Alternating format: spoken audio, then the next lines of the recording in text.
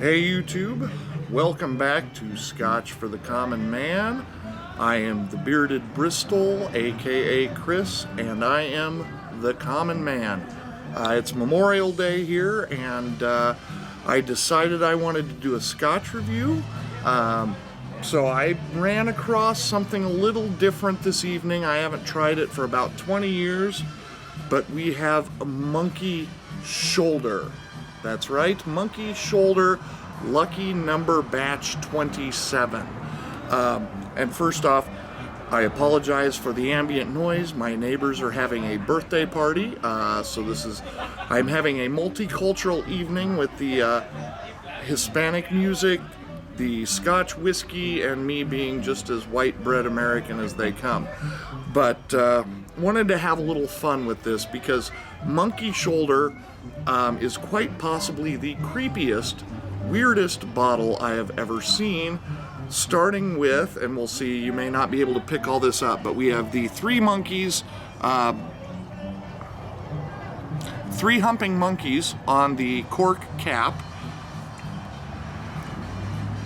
three monkeys emblazoned on the side of the bottle, as well as three monkeys etched in the bottom of the bottle, or embossed rather. But Monkey Shoulder derives its name from a condition that malt whiskey guys used to get from turning the malt in the vats. And batch 27 sounds pretty cool. Turns out it's just a marketing shtick near as I can figure. It comes from the fact that Monkey Shoulder is distilled from 27 different bottles or different casks of Scotch. But one thing of note is 43% alcohol by volume, which is pretty high. Even the Blender's batch, Johnny Walker, was only 41%, so a little higher alcohol content by volume. Not a lot, but just so you know, drink responsibly, people.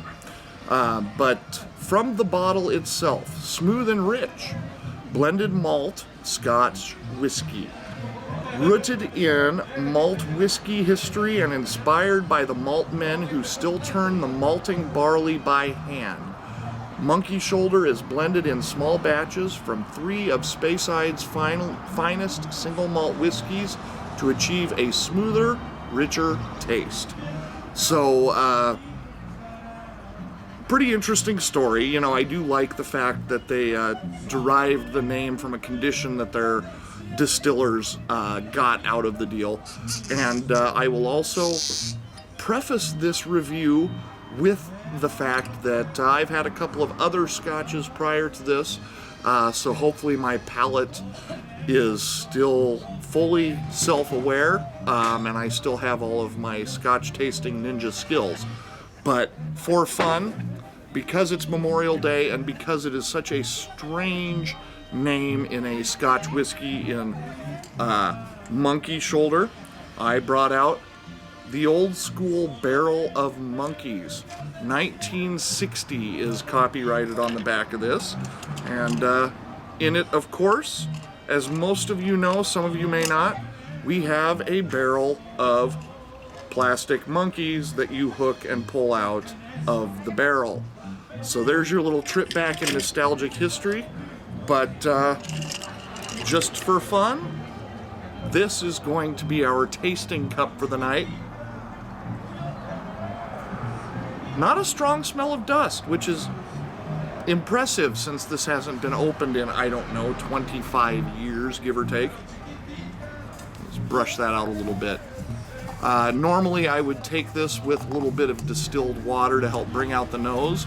We're going to try it with just a touch of the inherent antiquity and dust that's already in here. And we will uncork, yes, glass bottle, cork top. This runs around $30. I purchased this bottle for $28.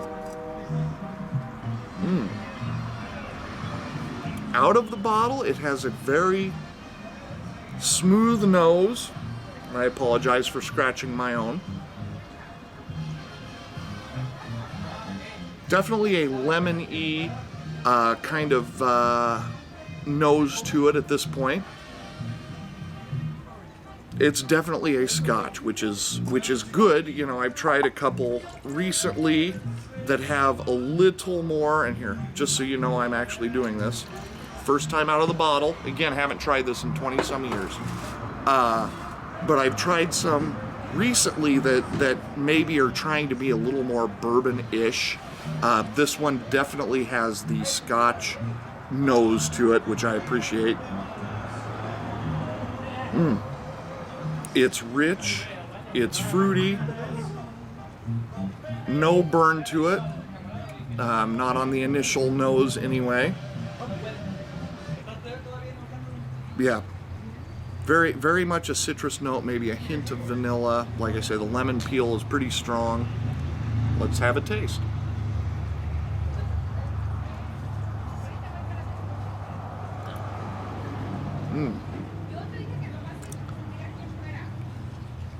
Very thick. That's the first thing I note is, you know, I've mentioned in other reviews that some scotches come across very thin. The Johnny Walker's Blender's batch was very thin. Still a good blend. But I personally tend to like those that coat a little heavier. This one does that. It's got a little burn to it.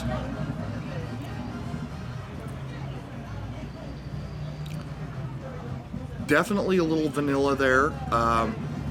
Again, on the initial sampling, strong lemon peel note, but it coats very well. It's got a little burn to it, which I kind of like those things even in the summertime. I don't need the heavy burn, but it does hit you immediately. It warms you all the way down, which is one of my favorite things with whiskeys.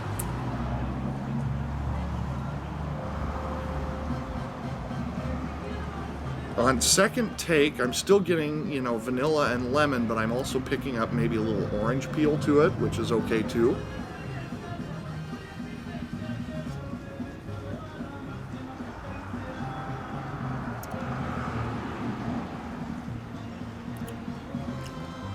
The bottle says rich and smooth. I will say rich.